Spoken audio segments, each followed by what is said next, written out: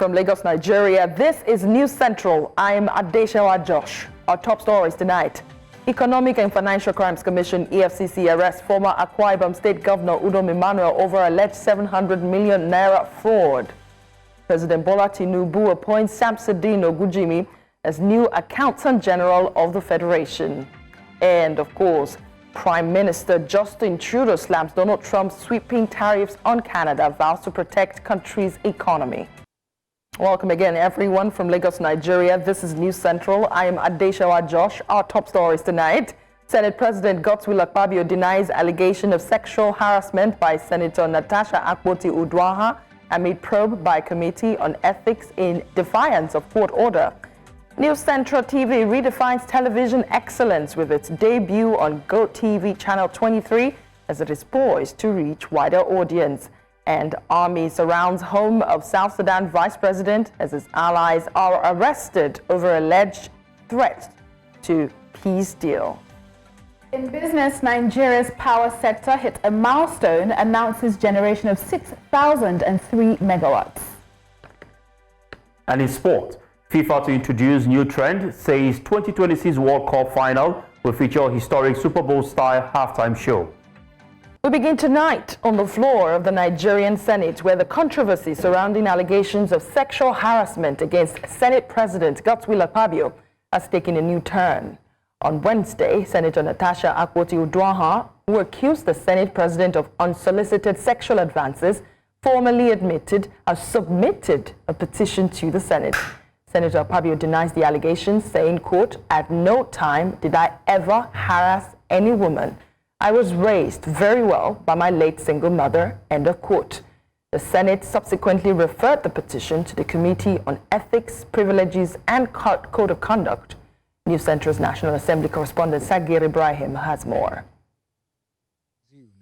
Lawmakers return to the chamber after a week-long recess with anticipation high over the latest developments. Kogi Central Senator Natasha Akpoti-Uduaghan arrives accompanied by her husband and supporters amid heightened attention on the unfolding dispute.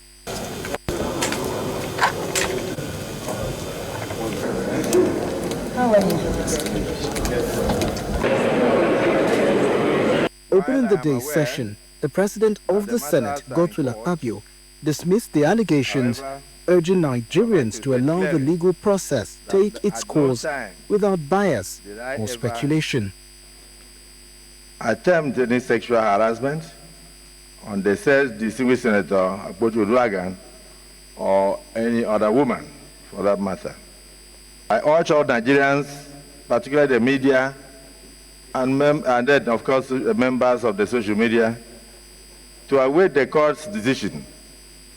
And please do not jump to conclusions.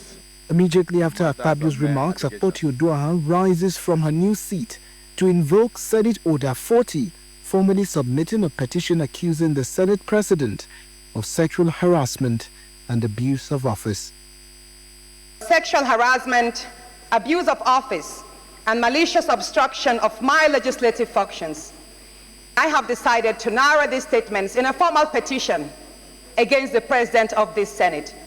Sub-4 of Rule 40 states that no senator may present to the Senate a petition signed by himself or herself. Earlier, a group of Akpoti-Uduaghan supporters gathered outside the National Assembly, demanding that Akpabio steps aside for an independent investigation into the allegations. Security operatives dispersed the protesters, denying them access to the National Assembly complex. Meanwhile, in a separate development, the Senate Committee on Ethics, Privileges and Public Petitions commenced investigation into Senator Akpoti-Uduaghan's conduct, despite a court injunction barring it from doing so. The committee declares her petition dead on arrival. The petition she presented today is actually dead on arrival. And I say that because it runs contrary to Order 40, subsection 4, that no senator may present to the Senate a petition signed by him or herself. During Senate plenary, senators are at liberty to debate, to speak, to voice their opinions, and there is immunity. That is why what we say on the floor of the Senate, no outsider can come and say, I sue you. It has been a day characterized by protest, ex-parte orders, and petitions, which the Senate Committee on Ethics, Privileges, and Public Petitions is claiming to be dead on arrival. It had vowed to continue with its investigation, citing the immunity clause, which it claims covers all senators during plenary. It had, however, gone into an executive session upon which it is expected to continue with its investigation on the 6th of March, being Thursday. In Abuja for News Central, I'm Sagir Ibrahim. For more on this story, Evans Ufelua, a legal practitioner, joins me from Atlanta. Good to have you tonight. Are there any legal shortcomings in the way this matter has developed in the last 24 hours?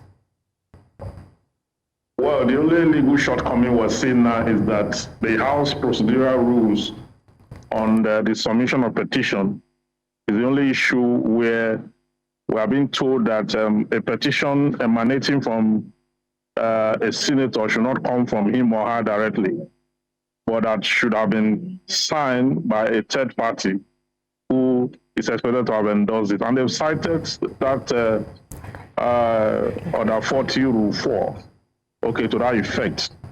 Why that is procedural, I think that the meat of the issue must be dealt with. Because of that, you cannot just throw away the petition.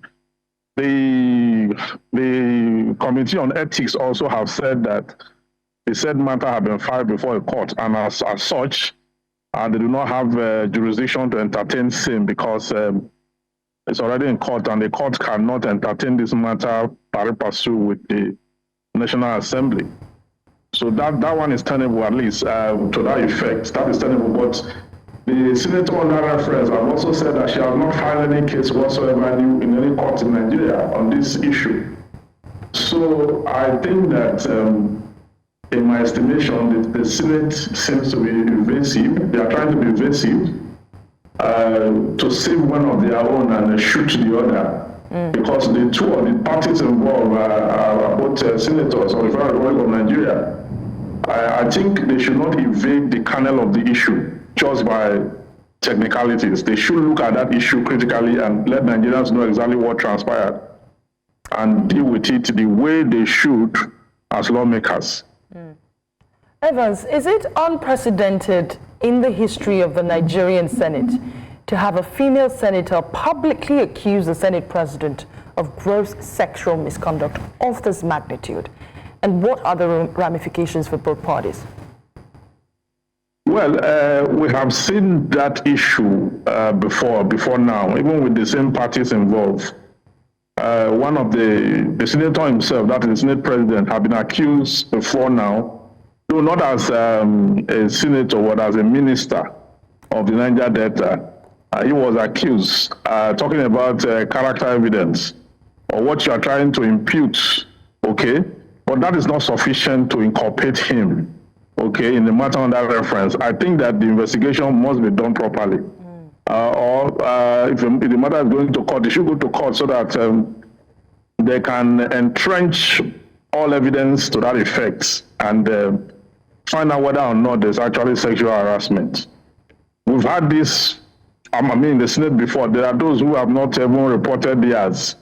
Okay, but I think the time has come when we have to clean up the space to ensure that the female senators in the House will have, we encourage and have a safe place to, because if at that level, the females are now seen as a danger species, that will not encourage more females to go into politics and to get into the House to make laws for the country.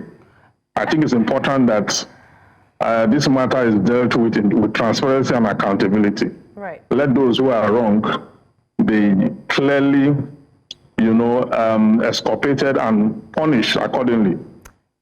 Evan, speak to us about Order 40 of the Senate Standing Orders and how it's being used by Senator Natasha as well as the Senate Committee on Ethics in the course of this conflict.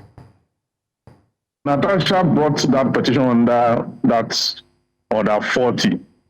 Okay, that is, it has to do with where there is irregularities or there is some kind of infringement, okay, or injury, okay, committed against a senator or a lawmaker.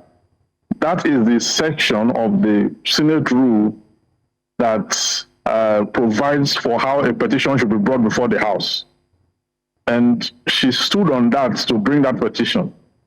But the House on Ethics, they are saying that even though the order 40, guarantees that you can bring a petition under that order 40 rule 4, that it has to be made clear that the petition must be signed, you know, by someone else other than the aggrieved party.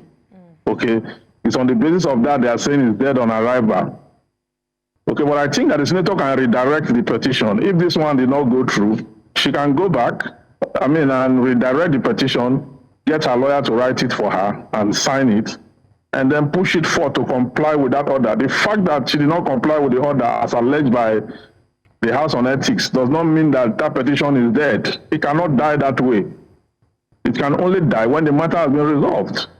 Okay, so we cannot throw the baby and the bathwater out. We don't have to sacrifice, justice on the altar of technicalities just so because we want to, dismiss the case, or maybe the House is not ready to entertain same. She can go back and redirect that petition. Where would you say it is better to investigate this conflict and these allegations? Should we wait for the court to decide what's going on here? Or should the Senate Committee on Ethics deal with it? Because they're saying it is no longer under our jurisdiction because the matter is already in court.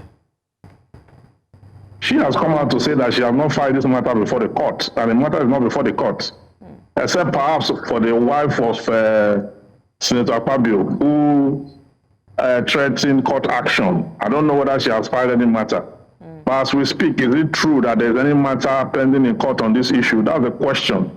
If that is in the affirmative, then the House cannot actually go on to investigate it.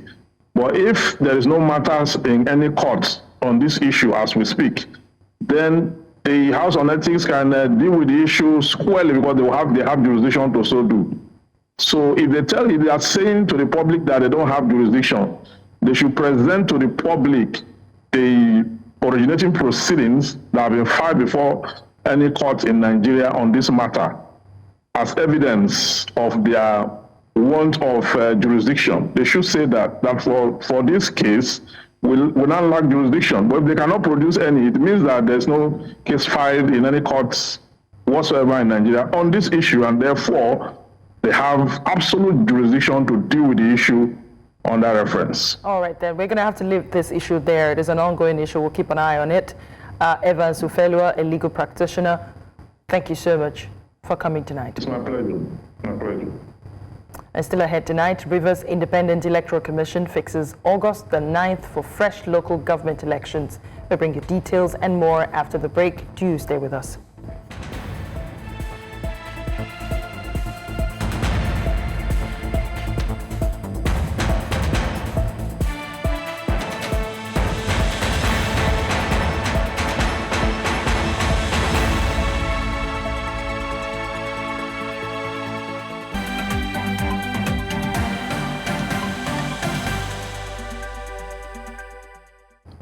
Welcome back. You're watching Tonight on News Central. A reminder of our top stories. Senate President Godswill Akpabio denies allegation of sexual harassment by Senator Natasha Akpoti-Uduaghan. News Central TV redefines television excellence with its debut on GoTV Channel 23 as it's poised to reach wider audience. And Army surrounds home of South Sudan Vice President as his allies are arrested over alleged threat to peace deal. News Central is pleased to announce its expansion to GoTV Channel 23, further solidifying its position as a leading broadcaster of engaging and impactful content across sub-Saharan Africa. This strategic move aligns with News Central's mission to amplify diverse voices, challenge mainstream narratives, and bring authentic Nigerian storytelling to a wider audience. Following successful launches on Star Times Channel 274 and DSTV Channel 422, News Central TV's addition to Go TV Channel 23 enables viewers to access comprehensive coverage of news, business, sports, entertainment, and more. News Central's business team lead, Nasir Agbalaya, filed this report. From the heart of Africa, News Central TV continues to deliver the stories that matter. We are committed to bringing you accurate, unbiased, and insightful news, connecting you to the pulse of the continent and beyond. News Central TV is announcing a significant expansion of its broadcast reach. You can now watch us on Go TV Channel 23. Go TV is that platform that I know for a fact that they reach the kind of audience that DSTV, Star Times, and other platforms don't reach. This move marks a key milestone in the channel's ongoing growth strategy across sub-Saharan Africa. It will ensure that News Central can attract more viewers with our strong focus on bold reporting and solutions-driven journalism. But will every subscriber on Go TV be able to watch News Central? News Central is not going to limit itself to any number of bouquets or any number of platforms. This is not the end of the road by any means. More is coming and more expansion will happen. Don't take my words for it, but that of the man in charge. From every information that we have secured currently from Go TV itself, it indicates it is the mass market. It is the platform that makes it possible for the common man like you and I. News Central TV is committed to reshaping the media landscape with integrity, ensuring that Nigerian and indeed African voices are heard and valued globally. Yes, NC has a plan. Our intention is over the next 3 to 4 years, because you spent 1 year of my service to the organization, but my plan is a 5-year plan. And the first year has come, it's gone. We've started the second year now. And the intention is to make sure that over a period of 5 years, we'll be on as many platforms as possible. We will reach the end of the earth. Whatever platform will take us there. We are not just reporting the news, we're providing context and fostering dialogue. And we're making it easier than ever to stay informed. News Center don't launch. On Go TV, keep it locked. Go subscribe. No such anomaly. They were back there. It's my nonsense. How they?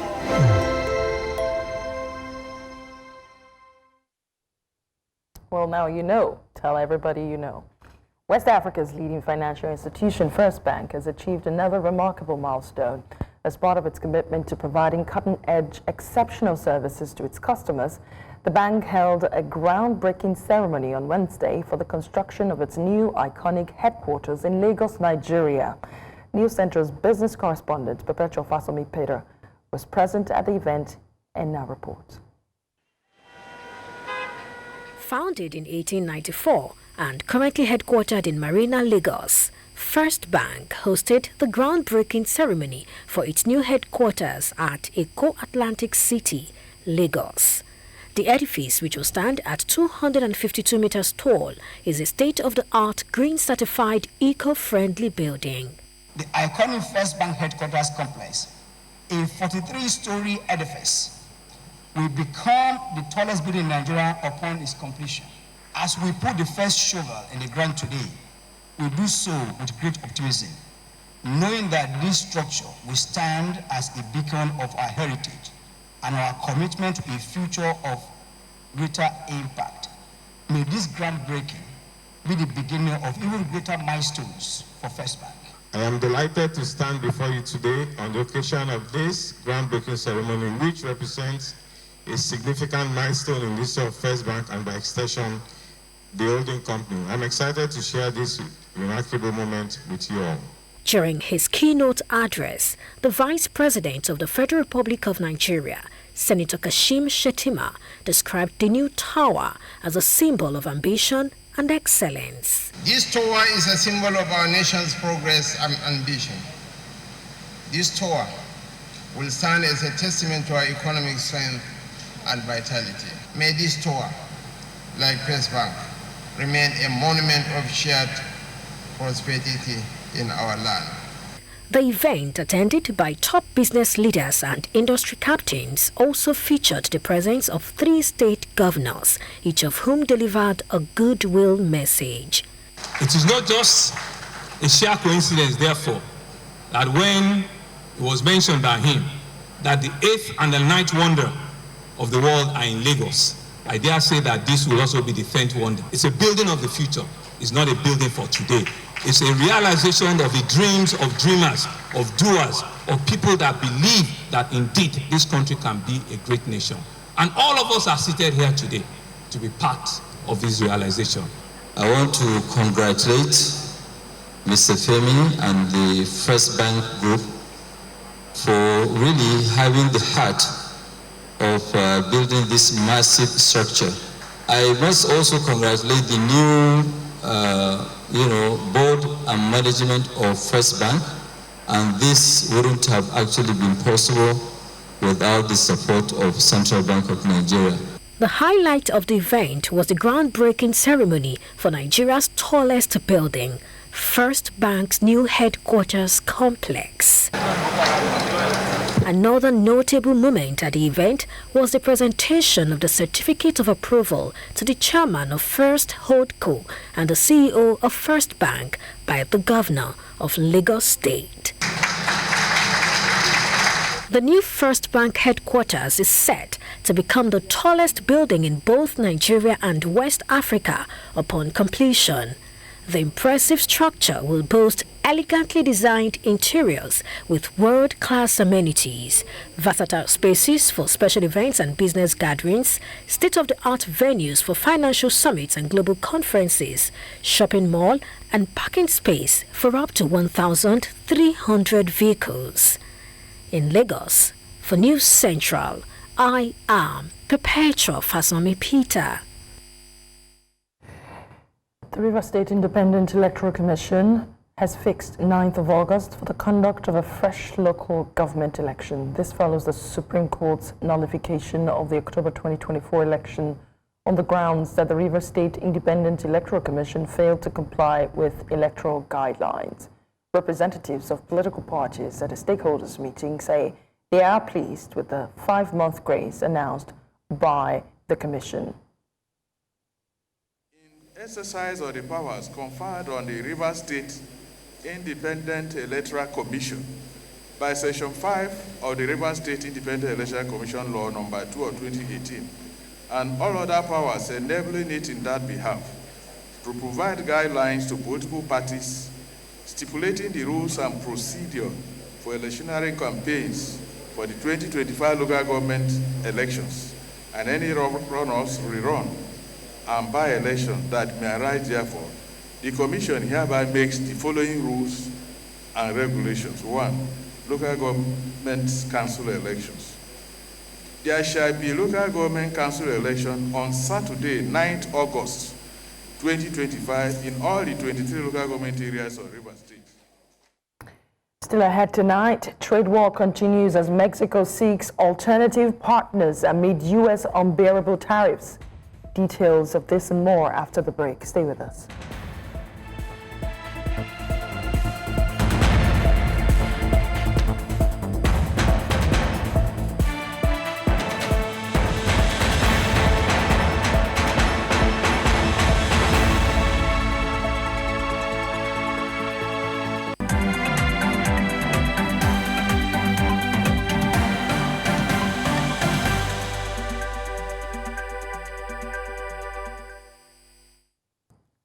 The Federal Executive Council has approved more than 10 billion naira for the purchase of anti-retroviral drugs for persons living with HIV, AIDS, and locally manufactured test kits, including glucose monitoring devices for persons diagnosed with diabetes. The Council also approved the purchase of several high-end equipment for the Ahmadu Bello Teaching Hospital in Bauchi, including renovation works for the facility. The Minister of Health and Social Welfare, Professor Ali Pate, while speaking to State House correspondents after the meeting in Abuja, says that the total sum approved is over 10 billion naira and represents the federal government's commitment to improving the nation's health sector.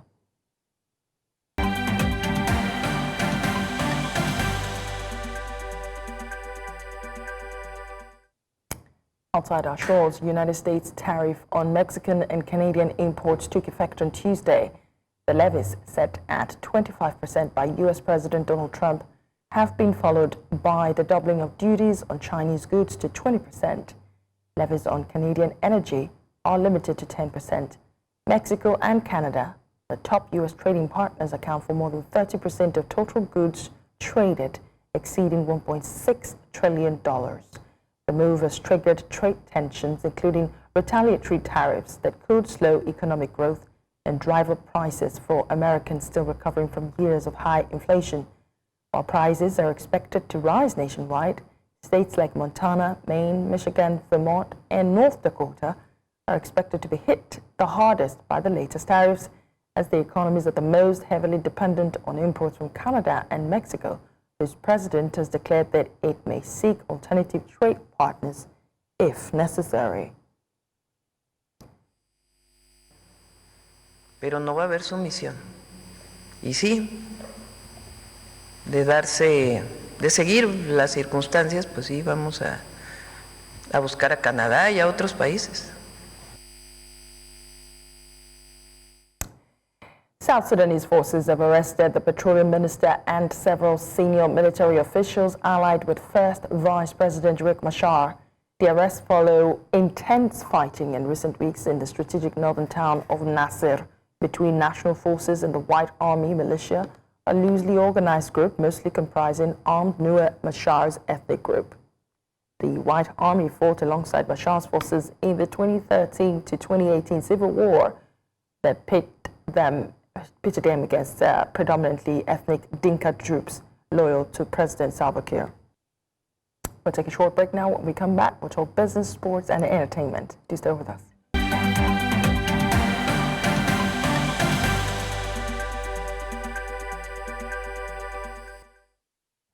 It's time for some money talks with Joanna from our business desk. Joanna, I hear Nigeria is generating more power than we have ever done in the last couple of years. Yes, it's a record, a national history. Wow. And I think it's good for when it comes to availability, but there's still questions around affordability. Yeah, there is. Yes, so we'll give you more on that after this break.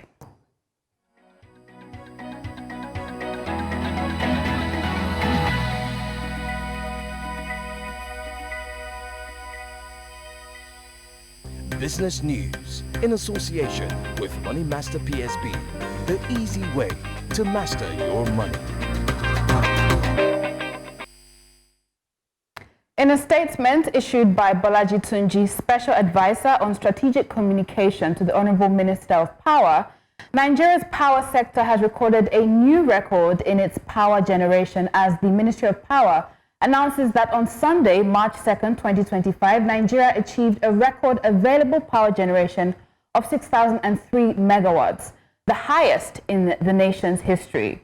This was followed by another landmark within the period when the country recorded a peak generation evacuation of 5,801.84 megawatts and a daily maximum energy output of 128,370.75 megawatts hours.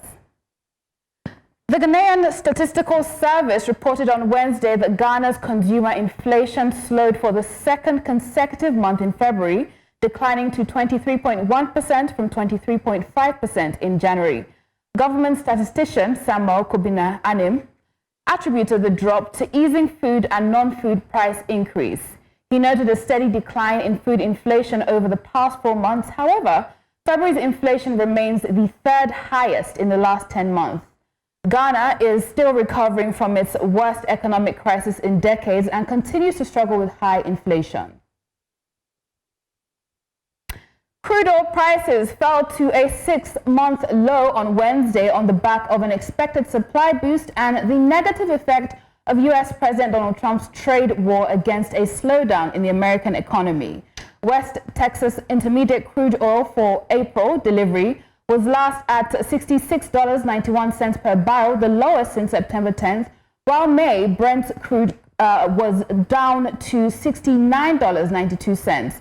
In its weekly survey of private oil inventories, the American Petroleum Institute and stock fell by 1.46 million barrels last week. And now coming to the NGX, the markets are still running red today, Wednesday. Analysts are calling it a market correction. Others are saying the positive real return on fixed interest securities are impacting investors. But whatever the case, the market is down today 0.44%. All share index is at 106,436.48 and market cap is at 66.65 trillion naira. That's where we are at. Some sort of market correction, many are saying. Coming to sectoral performances, the banking index is down again. A lot of people are saying that the banking stocks have been allotted, so there's some dilution going on there. Insurance is down, oil and gas is down, consumer goods is down, and industrial goods pretty much flat for today, Wednesday. That's it on the NGX and on Business Tonight. I am Joanna Mustafa. Tonight continues with Adeshewa.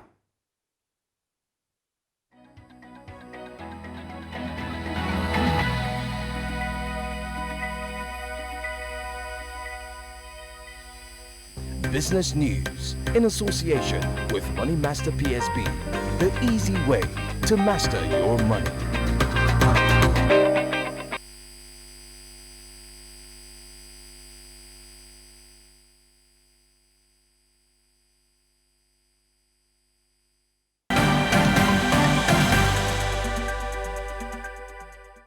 And just like the Super Bowl, the 2026 FIFA World Cup final in the United States will have a halftime show. And Favor from our sports desk has all the details. Favor? Interesting times ahead of the 2026 World Cup. Is going to be 3 countries, US, Mexico, and of course Canada. And the US are saying we should have something like a Super Bowl. And of course FIFA is also endorsing many more after this break.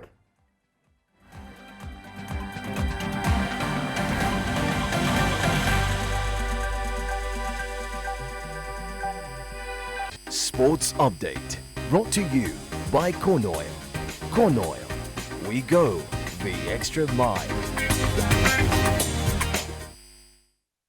FIFA President Gianni Infantino has confirmed that the 2026 Men's World Cup final hosted in the United States will include a halftime show for the very first time.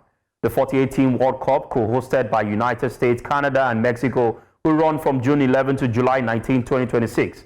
The tournament will feature 104 matches instead of the previous 64 matches, including an additional knockout round. The final will be played at the MetLife Stadium in New Jersey, home of NFL teams New York Giants and New York Jets. FIFA will be working with international education and advocacy organization Global Citizen, as well as British rock band Coldplay, to select the list of artists that will perform at the halftime show. Coldplay performed at the Super Bowl halftime show in 2016 and called upon artists such as Bruno Mars and Beyonce as special guests. Away from there now to Nigeria, Delta State Governor Sheriff Oborewori has approved cash rewards for Team Delta athletes and officials following their record-breaking victory at the 21st National Sports Festival hosted in Asaba in 2022. Now the team secured its 8 championship titles in 10 editions, reinforcing its dominance in Nigerian sports. Delta State Commission Chairman Honorable Honorade Oborewori hailed the approval as a testament to the governor's dedication to sports development. Director General Festus Owojero emphasized its morale-boosting effect as the team prepares for the 2024 Gateway Games in Ogun State. Some athletes who won 7 to 8 gold medals will receive up to 8 million naira each. Now, Team Delta finished the festival with an unprecedented 576 medals, including 280 gold, 167 silver, and 129 bronze, further cementing its status as Nigeria's top sporting force. And now to badminton. Paris 2024 Paralympic bronze medalist Miriam Eniola Bolaji began a campaign at the Spanish Para Badminton International 2025 with a routine 21-2, 21-15 win over Brazil's Kaunau Michelsen. Now the tournament is currently taking place at the Aranalde Sports Complex in Vitoria-Gasteiz, Spain. Bolaji is currently ranked number 2 in the BWF World Rankings for Para Badminton WSSL3. On Thursday, she will face 28-year-old French woman Caroline Bergeron, who is ranked 9th in the world. Meanwhile, her compatriots Chiere Loki Okoro and Chigozie Jeremiah Nana had missed results on Wednesday. Now, Okoro, of course, who had won our opening game on Wednesday, lost to India's Palakoli 21-12, 21-7 in a second match of the tournament, while Nana trashed Frenchman Teddy Fereza 21-4, 21-4 to make it 2 wins from 2 games. And now to football, FIFA is set to distribute over $1 billion in revenue to clubs participating in the inaugural 32-team Club World Cup, with European clubs securing a significant share. European Club Association, ECA, representing teams like Chelsea, Manchester City and Bayern Munich, is finalizing a deal ensuring substantial financial rewards. The revenue stems partly from FIFA's $1 billion exclusively global TV deal with DAZN. Now, the tournament, hosted across 12 U.S. stadiums, runs from 14th of June to July 13th. Now, participating clubs will receive fees based on their progress, while FIFA and the ECA are renegotiating solidarity payments for non-participating teams. FIFA will reinvest all profits into global football, with updates expected at an upcoming FIFA Council meeting.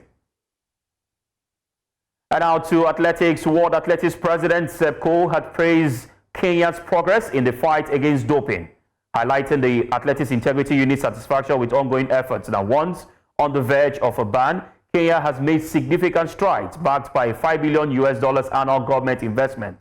Coe noted that the presence of a permanent Athletics Integrity Unit officer in Kenya, working closely with Athletics Kenya and the Anti-Doping Agency of Kenya. He also emphasized the role of sport in addressing gender-based violence. Kenya's Sports Cabinet Secretary Salim Muvia reaffirmed the government's commitment to clean athletics, pledging continued funding for testing, investigations, and awareness campaigns. And that wraps it up on Sports Update. And tonight, I'm Favor Itua. Tonight continues with Adeshawa.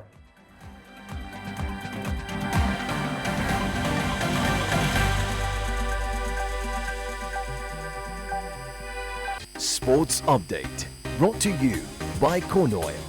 Corn Oil, we go the extra mile.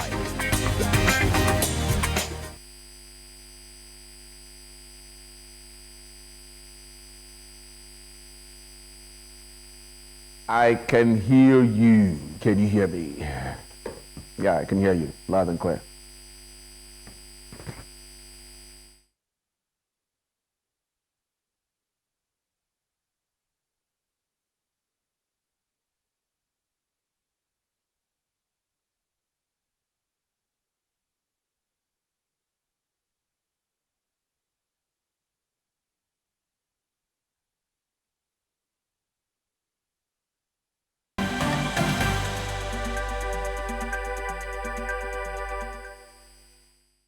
It's time for entertainment news, but I must confess it is not entertaining to see a lot of legal stories on entertainment at all. What is going on? Well, I would say that a lot of people are getting in trouble, and you know, when you get in trouble, you get legal attention that you need to go and sort out. So yes, I think that's what's going on every day. One legal battle. All right, you're going to tell us. But I'll definitely bring you all the updates shortly. Okay.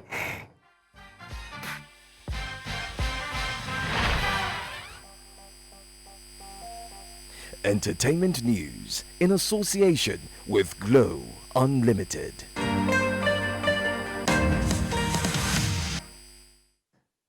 And now to discuss the legal side of entertainment. Well, an Abeokuta Magistrate Court has adjourned the case involving musician Habib Okikiola, also known as Portable, to March 26th.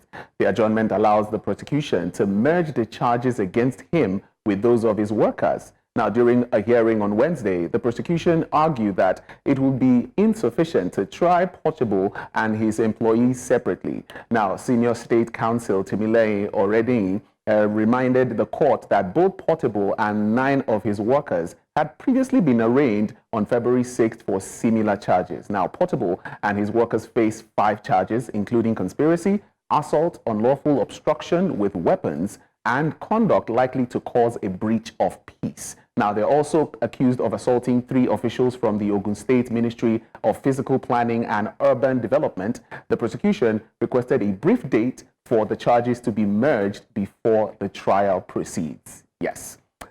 All right. So, Adesha, that's why we're hearing a lot of too many legal cases. I'm not entertained at all. But hey. Okay, maybe this would make you a bit, you know, up your spirit a bit. Now, Lady Gaga and Bruno Mars have reached another remarkable milestone with their collaboration on Die With a Smile. Now, since its release in late August, the track has dominated Spotify's global chart, and today it reached an impressive milestone, becoming the fastest song ever to reach 2 billion streams on the platform.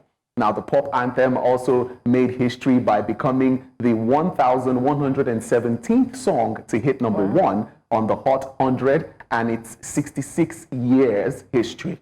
Now, making Lady Gaga's 6th and Bruno Mars's 9th chart-topping hit. Now, according to recent Billboard data, the song has sold over 1 million units in the US and surpassed 2 million units nationwide. Now, at the 2025 Grammys Awards, Die With A Smile took home the award of Best Duo Collaboration, solidifying its place as a major release. Now, meanwhile, Lady Gaga is preparing for the release of her highly anticipated album, Mayhem, set to drop on March 7th. So that's like a day from now, yeah. Do you know what? Yes. Bruno Mars is a very much underrated artist. 100%, I agree with you. He's so underrated. Everything he's touched, everything he's touched from the days of today, I don't feel like doing anything. Actually, that's how I felt today. But, you know, I wanted to lay in my bed. Yeah. But you know what? Someone's got to pay the bills. But my point is, the guy touches anything and he turns to gold. And it turns to gold. And, you know, and then he drops it, makes his money, and then goes quiet for a really long time. Because I believe every time he drops a hit like that, the money that he makes would last him for years. But the point is, he just goes quiet. He's not trying to dust up any controversy. But I guess I don't want to jinx it for him. But great guy. I like him. Well, good music also. A lot of people were already, liking him to Michael Jackson closely.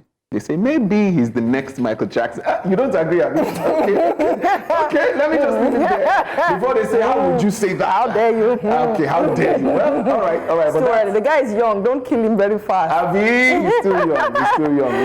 Let's let him still give us good music on the way. Yeah. Well, thank you so much. Thank you very much. That's all we have on entertainment today, by the way.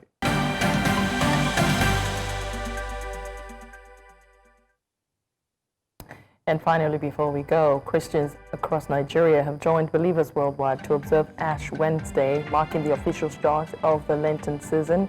Lent is one of the most significant periods in the Christian liturgical calendar, spanning 40 days of fasting and prayer and almsgiving in preparation for Easter, which falls on April the 20th this year.